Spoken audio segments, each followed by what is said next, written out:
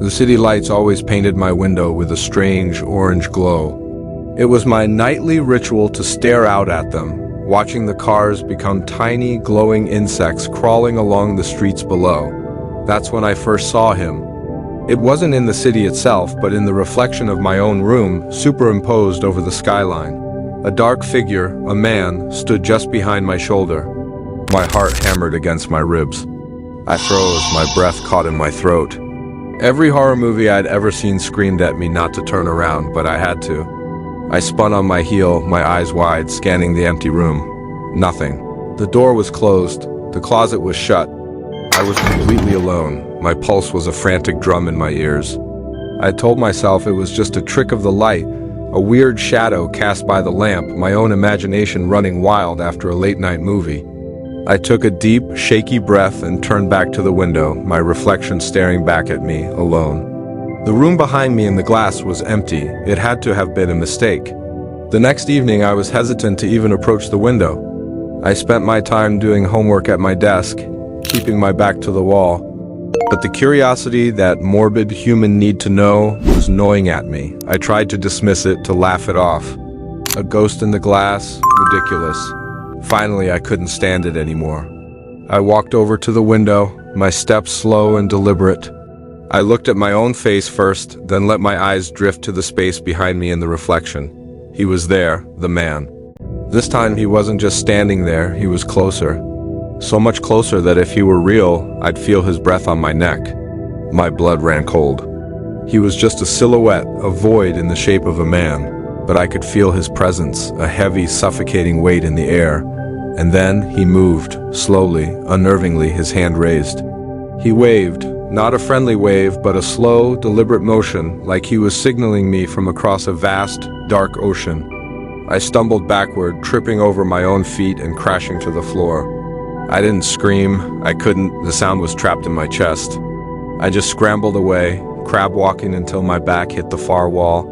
My eyes locked on the window where my own terrified reflection stood alone once more. I didn't sleep that night. How could I?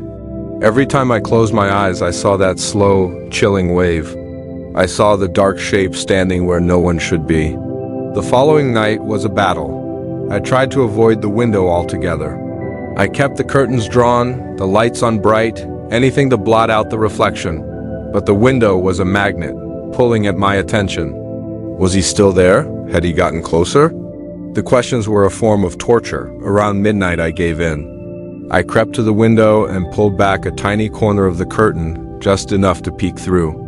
The streetlights bled in, and there I was. And there he was.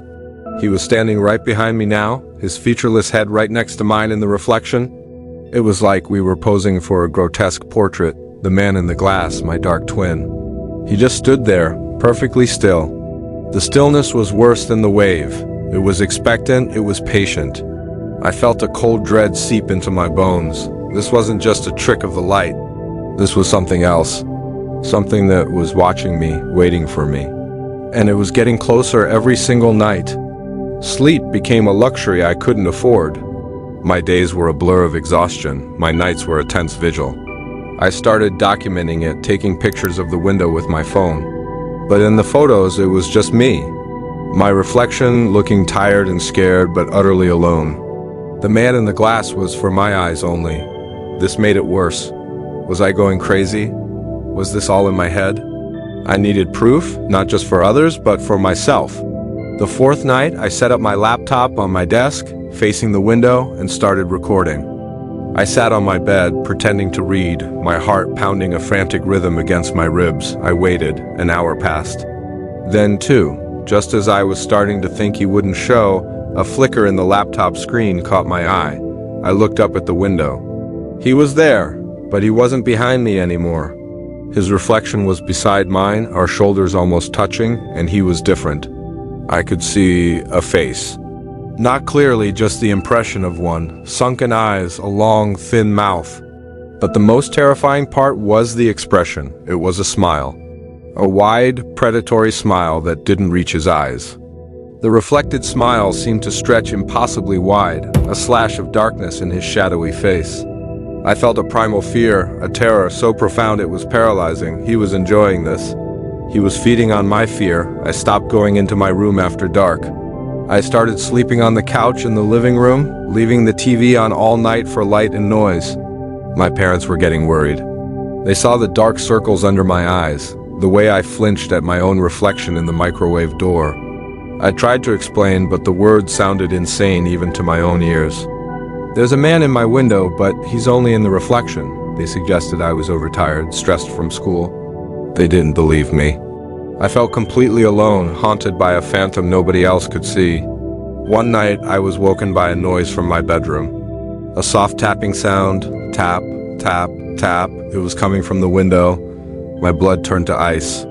He'd never made a sound before. I crept down the hallway, my body trembling. The tapping continued, rhythmic and insistent. I peered through the crack in the door. The room was dark, but the window was glowing with the city lights. And in the reflection I could see him. He wasn't behind my reflection anymore, he was in front of it. His dark hand was pressed against the glass from the inside, his long fingers tapping, tapping, tapping. And my own reflection was just standing there, behind him, watching. The next night, I knew I couldn't run from it anymore. This thing, whatever it was, had trapped me in my own home. I had to face it. Armed with a heavy flashlight, I walked into my room and stood before the window. I took a deep breath and looked. He was there, his hand still pressed to the glass. But this time, he wasn't looking at me. He was looking at my reflection, the version of me trapped in the glass with him. And my reflection was smiling. The same wide, predatory smile I had seen on the man's face. The boy in the glass looked happy to see him. Then the unthinkable happened. The man in the reflection turned his head slowly, away from my reflection, and looked directly at me. Through the glass, through the reflection. His eyes were black pits and his smile widened. He raised his other hand and beckoned, curling his long, shadowy fingers, inviting me in. At the same time, my own reflection turned and beckoned to me, a perfect, horrifying mirror of the entity's gesture. They were in it together. It wasn't just a stranger in the reflection, it was a stranger and a traitor, I snapped. I screamed and swung the flashlight, smashing it against the window. The glass didn't break, it didn't even crack. But the sound vibrated through the room and the image in the glass distorted, rippling like water. The man and my smiling reflection warped, their forms twisting together. For a moment, they looked like one creature, a horrifying blend of shadow and light. Then the image settled. And they were gone. The reflection was just me again, my face pale and panicked, my arm still raised from the swing. The room behind me in the glass was empty. Silence descended, heavy and absolute. I stood there for what felt like an eternity, breathing heavily, staring at my own face. Was it over? Had I scared it away? I spent the rest of the night on the couch, but I couldn't sleep. Every pane of glass, every polished surface became a source of terror. The next day, I felt a sliver of hope. Maybe it was really gone. I made it through the school day in a daze and came home, dreading the sunset. As night fell, I forced myself to go to my room, to check the window. I had to know. I stood before the glass, my heart in my throat. I looked at my reflection. It was just me. The room was empty. Relief washed over me so intensely my knees felt weak. It was over. I had won. I let out a shaky laugh. I was free. I smiled at my reflection, a real, genuine smile of pure relief. And then my reflection's smile widened. It grew bigger and bigger, stretching across its face, far wider than my own. It was his smile, the stranger's smile on my own face. He wasn't behind me in the reflection anymore. He was inside me. He had been there all along. The boy in the glass raised his hand, and I watched, helpless, as my own hand rose to wave back at him. A slow, deliberate wave. I was the stranger inside the reflection now, and I was trapped. Thanks for watching. If this story gave you chills, make sure to hit that like button and subscribe for more tales from the dark. Stay safe and always be careful what you see in the mirror.